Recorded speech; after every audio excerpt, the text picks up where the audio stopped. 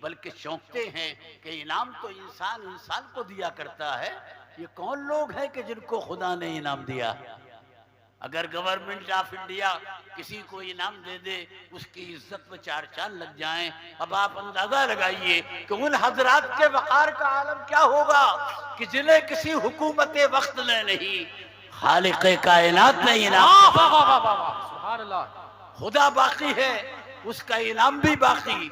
इंसान फानी, उसका इनाम भी फानी।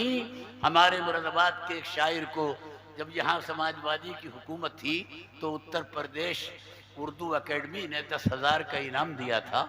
वो मेरे ताल्लुकात वालों में से थे। मैं एक माह के बाद जब उनको मुबारकबाद देने पहुँचा, मन का मुबारक हो कि हुकूमत ने आपकी शायरी की कदर की, 10,000 का इनाम दिया। तो कहने लगे कि ये इनाम न मिलता तो अच्छा था, मुझे तो इस इनाम ने नुकसान पहुंचा दिया। मन के क्या नुकसान पहुंचा दिया? कहने लगे 1 महीने पहले इनाम मिला था, इतने मुबारकबाद देने वाले मेहमान आए कि 20,000 खर्च हो गए। मैं समझ गया कि इंसान फानी है, उसका इनाम भी फानी। खुदा बाकी तो उसका इनाम भी बाकी। आओ तलाश तो करो वो कौन लोग हैं जिनको खुदा ने इनाम दिया है, वो जिनके रास्ते पे चलने की हम नमाज में दुआ करते हैं। इस दुनिया में कारून जैसा मालदार भी गुजरा, यजीद जैसा पावरफुल भी गुजरा, अब्दुल मलिक जैसा सियासतदान भी गुजरा, फिर तमीरात जैसा राजा भी गुजरा, आसिफुद्दौला जैसा नवाब भी गुजरा।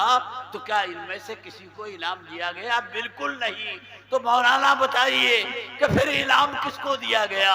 तो सईद अख्तर कहेगा कि इनाम कारून को नहीं, मूसा कलीमुल्लाह को मिला, यजीद को नहीं, करबला के इमाम हुसैन को मिला, कूफे के हज्जाज को नहीं, बगदाद के गौसुल आजम को मिला।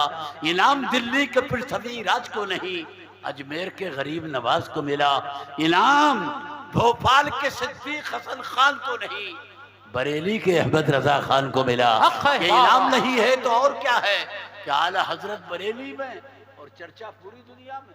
वाह वाह वाह। चराग एक जगह है, उजाला हर जगह है, मजार बरेली में, बहार हर जगह।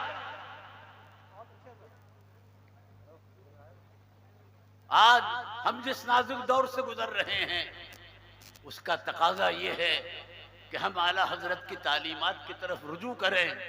इंशाअल्लाह तमाम दुखों का इलाज इस तालीम में मौजूद है। इस्लाम खुदा का पसंदीदा दीन है, दुनिया की कोई ताकत इसको मिटा नहीं सकती। आज तक इसका बाकी रहना इस बात की दलील है कि कोई हिफाजत करने वाला इसकी हिफाजत कर रहा है।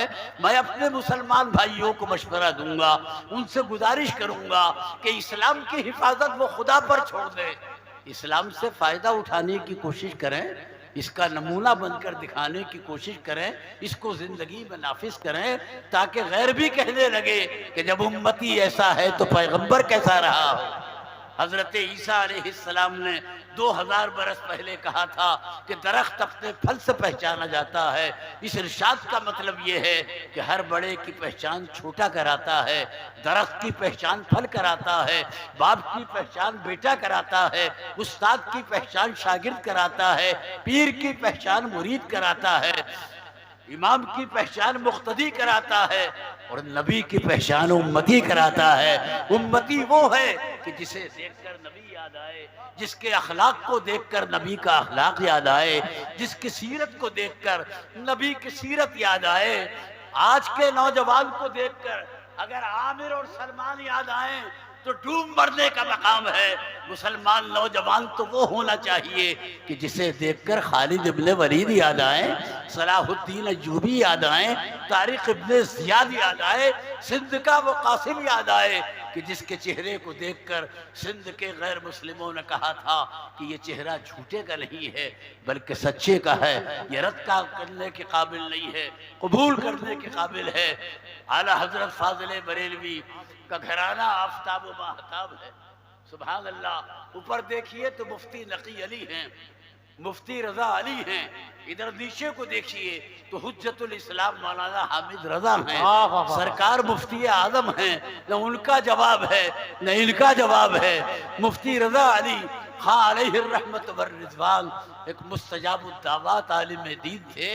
होली के ज़माने में बरेली की किसी गली से गुजर रहे थे, ऊपर से किसी गैर मुस्लिम औरत ने आप पर रंग डाल दिया। आपके जो साथ में थे लोग बहुत गुस्सा हुए और चाहा कि इसको उतार कर सजा दें, मगर आपने फरमाया कि नहीं, बहुत अच्छी सजा दी जाएगी। हाथ उठाकर दुआ करने लगे कि परवरदिगार, इसने मुझे अपने रंग में रंगना चाहा है, तू इसे अपने रंग में रंग दे। इतना कहना था कि दुआ कबूल हो गई। आप तो अपने साथियों के साथ क़यामगाह पे पहुंच गए, मगर इधर औरत का दिल पलटा। उसने गुस्ल किया, कपड़े बदले और फौरन आपके काशाने पर पहुंचकर कहने लगी, वो जो हाथों को दुआ के लिए उठाया था अल्लाह ने कबूल कर लिया है, मैं आपके रंग में रंग गई हूं। अब मुझे कलमा पढ़ाइए और नबी के गुलामों में शामिल कर लीजिए। सुभान अल्लाह। इधर देखिए, ये सरकार हुज्जतुल इस्लाम है, मौलाना हामिद रजा, लक़ब हुज्जतुल इस्लाम। सीरत भी अच्छी, सूरत का तो जवाब ही नहीं। अंग्रेज की अमलदारी, लाहौर में किसी मुनाजरे में पहुंचे, उधर से अंग्रेज आ रहा था, बहुत खूबसूरत आलिम दीन थे। इधर से आप जा रहे थे, उसकी नजर जो आपके चेहरे पर पड़ी तो देखता ही रह गया।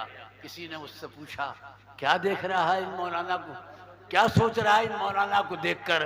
तो अंग्रेज ने कहा था कि मैं तो ये समझा हूं कि जब हामिद ऐसे हैं तो मोहम्मद कैसे रहे।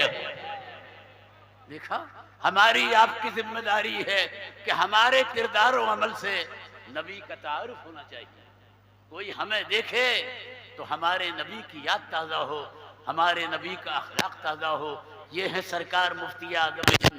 सुभान अल्लाह। मैं 7 साल तक उनके करीब रहा, उनकी खलवत भी देखी, जलवत भी देखी, उनके सामने तकरीरें भी की, उन्होंने मेरी इस्लाह भी की, नाते भी पढ़ी। सुभान अल्लाह। ये मनक़बत मैंने उन्हीं के सामने कही थी कि ये किसका उर्स है, किस ज़ात की जलवा नुमाई है कि जिसका नाम सुनते ही नबी की याद आई है। ये किसका उर्स है, किस ज़ात की जलवा नुमाई है कि जिसका नाम सुनते ही नबी की याद आई है। और न छेड़े गर्दिशे अय्याम तू अहले बरेली को, मैंने ये शेर पढ़ा था कि न छेड़े गर्दिशे अय्याम तू अहले बरेली को, यहाँ के रहने वालों की मदीने तक रसाई है। तो सरकार ने फरमाया कि नहीं नहीं, ये मदीने तक रसाई है। एक इशारा कर रहा हूँ। हजरत ने फरमाया, यूं पढ़ो कि न छेड़े गर्दिशे अय्याम तू अहले बरेली को, फिदाया ने बरेली की मदीने तक रसाई है। सुभान अल्लाह। और आखिर शेर सुनिए कि मुसीबत में जहां सोचा रजा आवाज दूं तुझको, मुसीबत में जहां सोचा रजा आवाज दूं तुझको, मेरी आवाज से पहले तेरी आवाज आई है। तो अख्तर हाजिरे दरबार है, इस बार भी आका हजारों बार जिसकी आपने बिगड़ी बनाई है। ये घराना आफ्ताब महताब है। अल्लाह ने आला हजरत को मुजद्दिद बनाया, मुसले बनाया कि सरकार मुफ्ती आज़म हैं। उलमाए हक की पहचान अरबाब इख्तिदार से दूरी है। आपने साफ फरमाया था कि गवर्नरों के इस्तकबाल सुन्नत नहीं है, मरीजों की अयादत सुन्नत है। सुभान अल्लाह। अल्लाह ने इल्म दिया है, दिया तो करामतों का उनसे दूर भी हुआ। पुराने शहर के एक साहब हज करने के लिए गए, उसके बाद वो वापस आए तो उन्होंने कहा तो भाई सरकार मुफ्ती हज से कब तशरीफ लाए? तो लोगों ने कहा कि वो इस साल हज को गए नहीं है। जाने का क्या सवाल पैदा होता? ईदगाह में उन्होंने नमाज पढ़ी है, हमने दीदार किया है, नियाद हासिल किया है। बोले नहीं नहीं, वो तो हज को गए हैं, तुम लोग मजाक कर रहे हो। तो उस जमाने में लोग सच बोलते थे, झूठ का जायबा जरा कम था। तो एक साहब ने कहा भाई आपस में बहस करने की जरूरत क्या है? सरकार मुफ्ती आज़म तो सौदागरी महल में मौजूद हैं, उन्हीं के पास चलो और उनसे पूछो हज को गए थे या नहीं गए थे। चुनाचे आगे आगे हाजी साहब, पीछे पीछे वो लोग जिन्होंने ये कहा था कि नहीं हज यही रहे। सुभान अल्लाह। और जैसे हाजी साहब को सरकार मुफ्ती आज़म ने देखा तो देखते ही फरमाया कि हाजी साहब, हर बात को जाहिर नहीं किया जाता है, कुछ चीजें छुपाई भी जाती है। वाह वाह वाह वाह वाह, सुभान अल्लाह सुभान अल्लाह। ये है कि हज के अय्याम में यहाँ भी हैं और हरम की सरजमीन पर भी हैं। 25 सफ़र आला हजरत फाजिल बरेलवी के उर्स की तारीख है।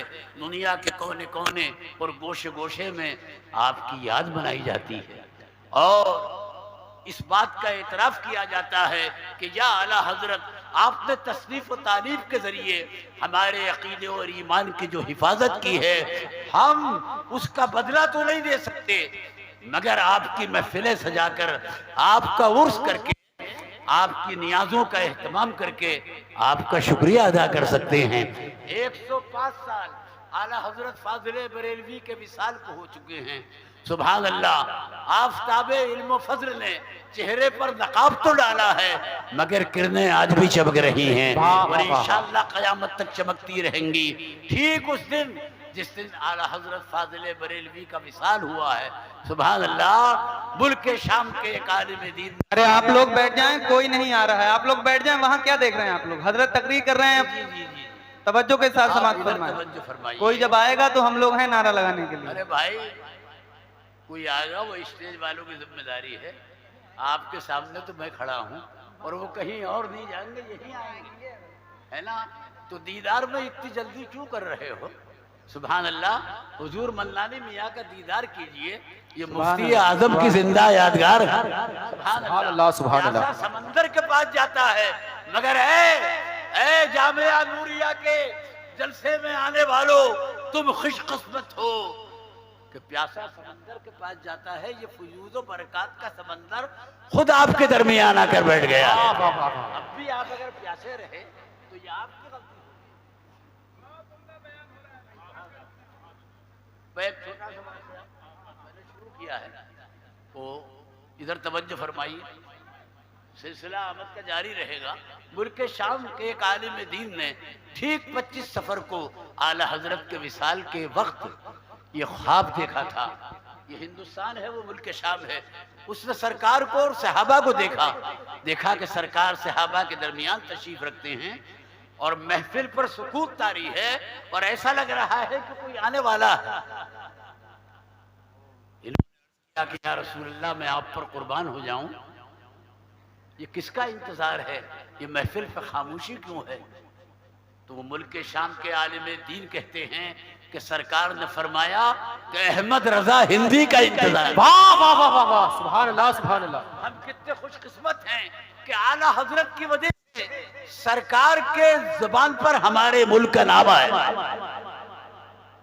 उसके बाद जो आंख खुली तो उन्होंने वो वक्त और तारीख नोट कर ली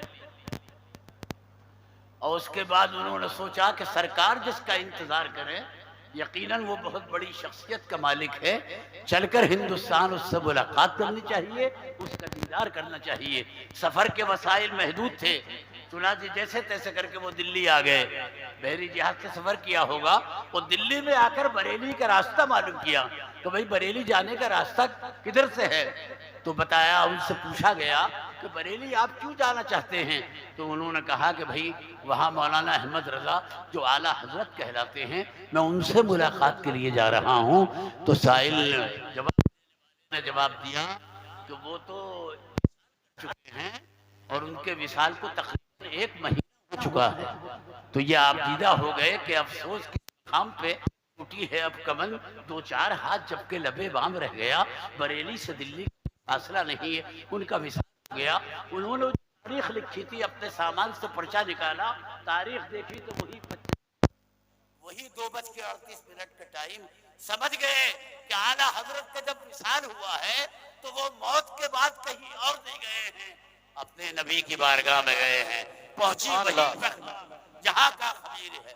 अल्लाह तबारक व तआला आपको अच्छा रखे, मदरसे को तरक्की अता फरमाए। हुजूर मन्नानी मियाँ, उनके शहजादे हुजूर समनानी मियाँ के फैज़ को और जामिया के मुदर्रिसीन को, सबके फैज़ को ज़्यादा से ज़्यादा आमीन।